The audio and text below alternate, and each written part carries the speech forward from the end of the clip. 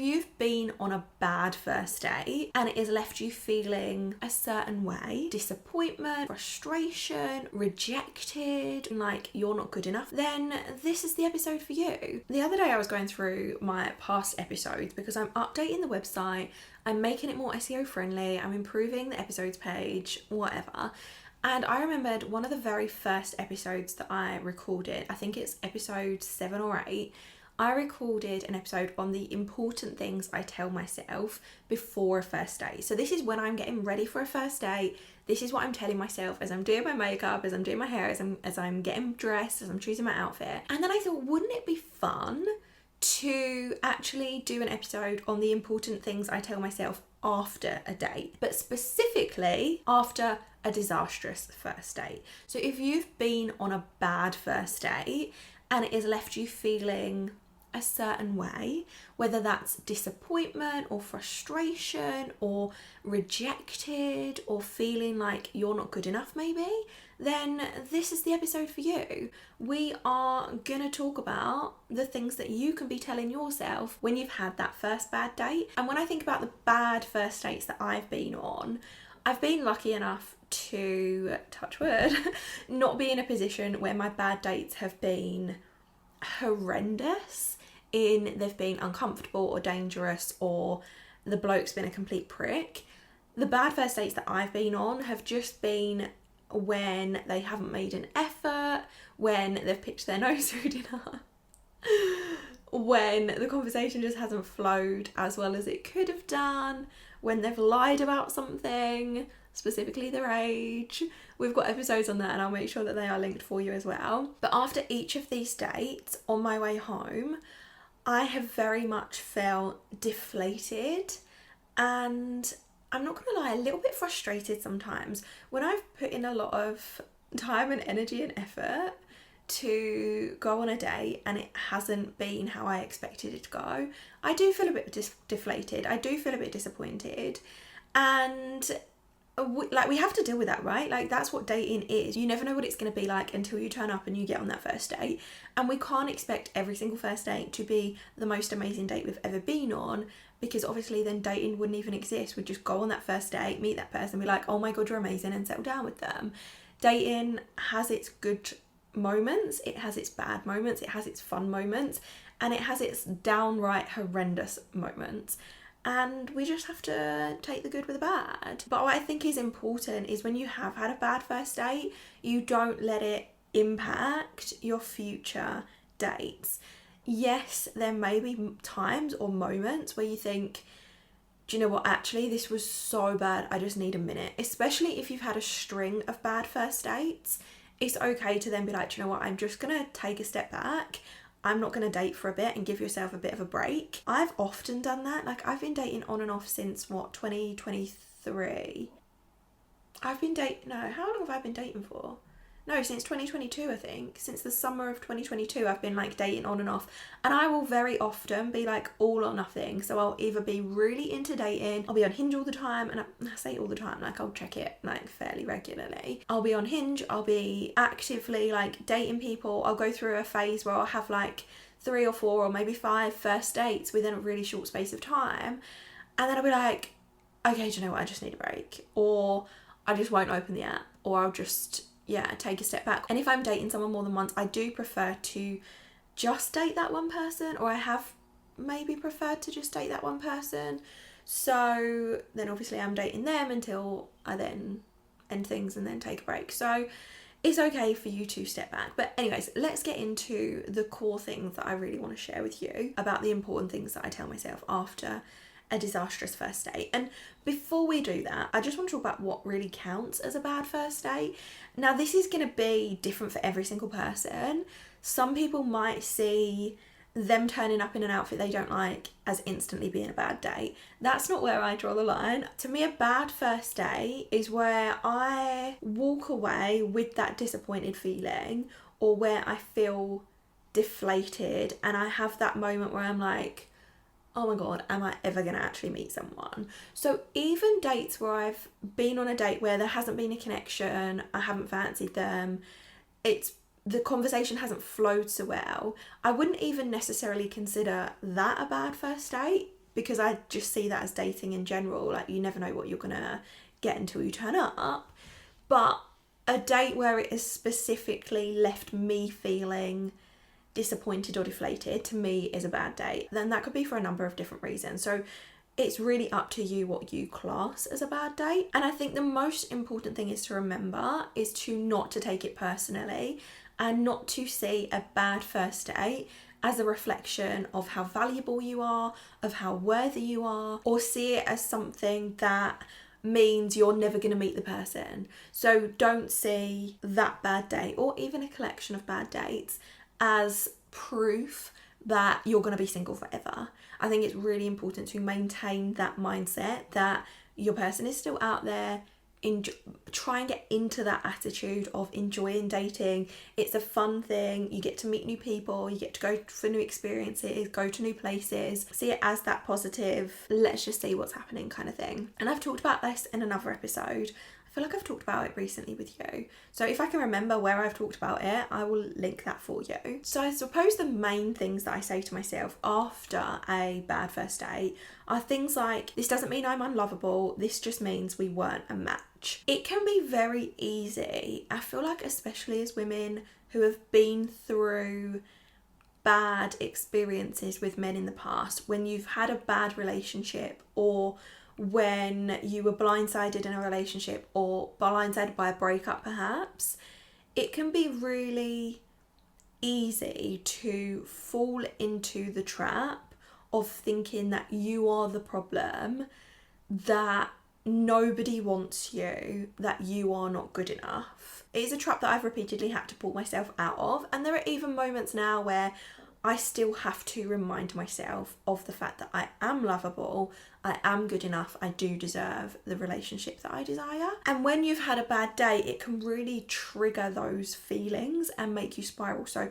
it's really important to stop those thoughts in their tracks and say, I'm not unlovable, we're just not a match. It is absolutely fine.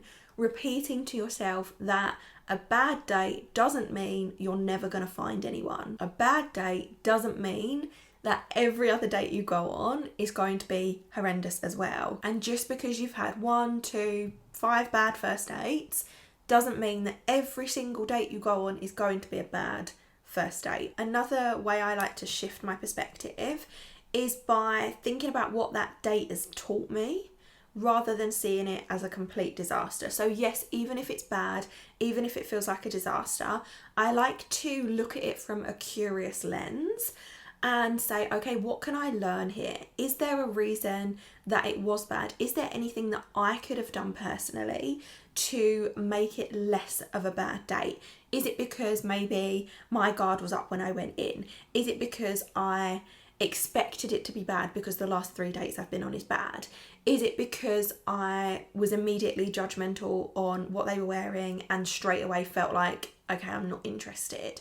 Is there anything that I could have done to improve that first date? And sometimes there's gonna be like literally nothing that you could have done. Sometimes it is just a case of, it was a bad date, that's like, it is what it is, we just have to accept it. But I like to go back over things and look at things from that curious perspective and try and find the lesson in that date, in the badness of the date, if you like. I also like to tell myself that, and this very much is linked to what I say to myself after I've been rejected, every bad date is leading to a good first date. This is from the perspective of, the more you date, the more likely you are to go on bad dates, therefore the more likely you are to go on good dates. So in terms of that whole idea of dating being a numbers game, the more dates you go on, of course your probability is higher that you will have more bad dates, but that also means the probability of good dates is higher too. So one bad date is leading me closer to another good date. And that's what I tell myself when it comes to rejection. So every no is one step closer to a yes. Or in terms of dating, every rejection is one step closer to a dream relationship, right? So really not closing myself off and falling into that trap of thinking that the bad date means I'm never gonna meet anyone. A bad date is just a bad date. That's literally all it is. A bad date is a bad date. It is a funny story that you tell your friends. It is a moment that you look back on and go, oh my fucking God, how did I get through that day? It is just a story at the end of the day. We have good stories, we have bad stories. And obviously I'm not talking about horrendous dates where someone's being drugged or whatever. Like, we're not talking about that being a disastrous first date. We're very much talking this in a more light-hearted, it's a bad date because he was rude to the waiter or he turned up in shorts that you didn't like. I promise one day I'll stop going on about shorts, maybe. So alongside the things that you tell yourself after a bad first date, I think there are some practical things that you can really do to almost reset yourself ready for the next first date you go on. And one of these things is not keeping it all to yourself. So I think speaking to a friend about it, getting it off your chest, maybe journaling, maybe even voice noting yourself just so that you can get it out and almost like processing it, analysing it. And there'll be some first dates that you go on that are bad and you don't need to process it or you don't need to obsess over it. But there will be other first dates where you're like, oh my God, I just need to get this off my chest because it's got me feeling a certain way. Another thing you can do is obviously going back to your standards, because this is something we like to do all the time. Reminding yourself of those standards, reminding yourself of the fact that this bad date didn't fit into those standards, so that you don't think, oh, that's so disappointing, that's such a shame. Look at it from that logical, critical, analytical type viewpoint of, well, these are my standards, this was the bad date, they didn't align anyway, I don't need to stress myself out about this, or I don't need to pay any more attention to this or obsess about it in my mind anymore because we were never going to be a match anyway. And then obviously do something nice for yourself. If the bad first date has left you feeling a type of way about yourself, where it's got you questioning your confidence, where it's got you questioning dating, whether it's got you questioning whether you're lovable or not, whether it's just left you feeling so deflated that you want to delete all the apps and forget the idea of dating ever again and just be single for the rest of your life, if it's got you in that mindset, then doing some kind of self-care ritual, mindset reset, confidence ritual, anything to get you back to feeling your absolute best, so you don't let that bad day impact your future first dates. Because as we talked about last time, you don't want to go into your next first date thinking, well, the last one was so bad, so this one's going to be shit too. You don't want to go into that. If anything, you kind of want to go into it with the opposite thing. Like, the last first date was so bad, there's no way it can be as bad as that one, so whatever happens, this date's going to be good. And if you need to take a break after the bad first date, take a fucking break. Nobody says that you have to keep going and keep going and keep going. The most important thing in dating is that you look after yourself, you prioritize yourself, you take care of your mental health, because yes, it can be fucking draining. We all know this. If you've been dating for a while, you know it can be draining, you know it can be frustrating. It is okay to prioritize yourself and your needs and take a step back, instead of thinking, oh, I have to go to the next one, I have to date someone else to get rid of this bad date experience. You do whatever feels right for you, and only you can make that decision, only you can know that. So take that break. The most important thing to remember is that one bad date doesn't mean anything about you. It is just part of the dating process. And confident daters don't avoid bad dates. They just know that they don't define them. A bad date doesn't define you, doesn't define your worth. Change the things that you are telling yourself after that bad date so that you can feel more confident and more positive about dating in the future. Okay, now we are moving on to happy hour. I know last week I said that I probably wasn't going to try the new flavour of the Kenko iced hot coffee, because I like the vanilla one, I like the salted caramel one, but the creamy latte, I was like, I don't think it's for me. I'm not really a milk person, probably not going to enjoy it. But then my nan bought it by mistake. She normally buys me the vanilla one, and she picked up the new one by mistake. And I was like, do you know what? We've got it. I'm going to try it. And I've got one sachet left. Like, it's literally all I've been drinking this week. It's the creamy one. I like it. I think it's good. I've had it hot all week. And today I've got an iced one, which was a lot frothier a minute ago, but then I put the ice in and brought it upstairs. So cheers. It's nice. It tastes really like rich. It's got a stronger coffee flavour. I feel like the vanilla ones and the salted caramel ones are more that kind of sweet flavour. They're not as coffee strong, if you like, whereas this tastes more coffee-like. It's richer, it's thicker. I'm a massive fan. This is the only coffee that I drink now. I'm obsessed. I love the fact that you can have them hot or cold, and do we need to keep talking about it? Probably not. And I do have a dating update for you. I am officially back on the apps. Yay! I updated my profile this morning. I had my hair cut yesterday, which you can see if you are watching this on YouTube or Spotify.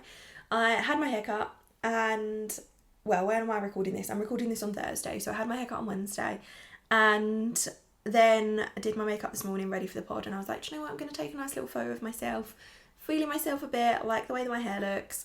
Got a nice new photo, put it on my profile, updated a couple of other pictures, and I was like, fuck it, I'm just gonna unpause my profile, put it out there, we'll see what happens. I feel like I had been obsessing so much over the last few weeks. I mean, I say obsessing. For a good chunk of the last 2 months, I hadn't even thought about my dating profile. But then every time I wanted to unpause it, I'd look at the profile and be like, I don't like it. Like, I'm just not happy with it. I'm not happy with the photos. Which, I know, I don't know. I think I'm just going through something at the moment where I just... Like, I'll be honest, it's coming up to the anniversary of that big breakup from my last long-term boyfriend, and I think it's affecting me. I was saying the other day, like, I don't know why it's affecting me so much, but I've had a lot of dreams recently. I've had a lot of thoughts about him and his family recently, and to be honest, it's pissing me the fuck off. Like, I'm so annoyed about it. I don't want to be thinking about him. And I said to my mum the other day, I was like, I just keep dreaming about him, and I can't work out what the reasoning is. I can't work out what the lesson is or what the dreams are trying to tell me or any of that shit. And my mum's like, oh, but it's like coming up to the anniversary of the breakup. And I was like, oh yeah, I hadn't thought about that. So that's been on my mind a lot recently, and I think thinking about that so much has also, in part, it's made me like, I just don't have the energy to think about dating someone else. And in the other respect, it's like, I'm so sick of thinking about that relationship. Like, I want something new. I want something fresh. I very much am ready to have a relationship again. I desire a relationship again. So in order to make that happen, I obviously need to get back on the apps. And now I've done it, I've unpaused my profile, we're just going to see what happens. I just need to get back into the habit of dating. I feel like September is always a time where I like to date. Like, when I was thinking about not last year, because last year Grandad was dying, so I didn't date the end of last year, but the year before, September, October, it was very much like a dating period for me, where I was going on lots of first dates, I was meeting a lot of people, I really enjoyed it. And then I started dating someone for a few months and then took a break, and then last year I didn't date because Grandad was dying. So yeah, I've unpaused my profile. We are back to getting matches. I'm going to make the effort to go on a date. I might also download Thursday, you know, the app Thursday. I was on it before and I was like, do you know what, I think it's just a bit of a like hooky uppy app, but I never actually matched with anyone. And now I'm like, I think the spontaneous, unplanned, okay, let's go on a date today kind of thing is what I'd quite like at the moment, because I don't want to think about it too much. I just want to wake up and be like, yeah, okay, sweet, let's go on a date tonight. And I think that's what Thursday's for. So I am considering trying that. I could do that today. Today's Thursday. Are we going to do it today? No, we're not going to do it today.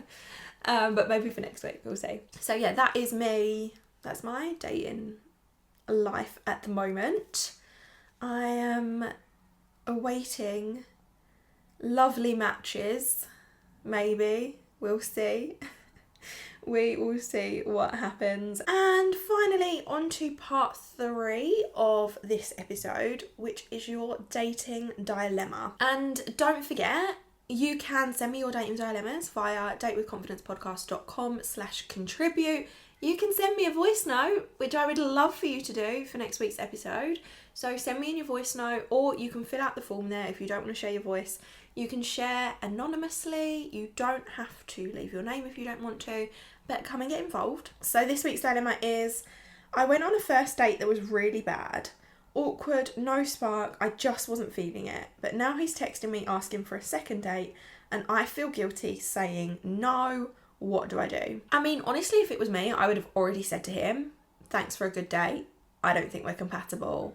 I'm not going to see you again. That is what I would do. So if I've been on a first date with anyone, maybe not when I was first dating, but now, like over the last couple of years, if I've been on a first date with someone, I will text them and say, thanks for a lovely date. I didn't feel like there was a spark. I wish you all the best in the future, kind of thing. Obviously not those exact words, but something along those lines, so that immediately they know where they stand and you haven't then got to worry about what, like, are they going to ask me on a second date kind of thing. So I would have already actually done that, but obviously you haven't done that, which is fine. They're asking you on a second date and you feel guilty saying no. You shouldn't be feeling guilty because you weren't into someone. It's okay for you to say no. This is what dating is. People that are dating expect to hear a no, or at least should expect to hear a no, because that's what it is. You shouldn't feel guilty for not being into someone, especially in this day and age where we're obviously matching on apps. Like, it's so much more common to actually not have a spark and not feel attracted to someone or not feel like there is a connection with someone,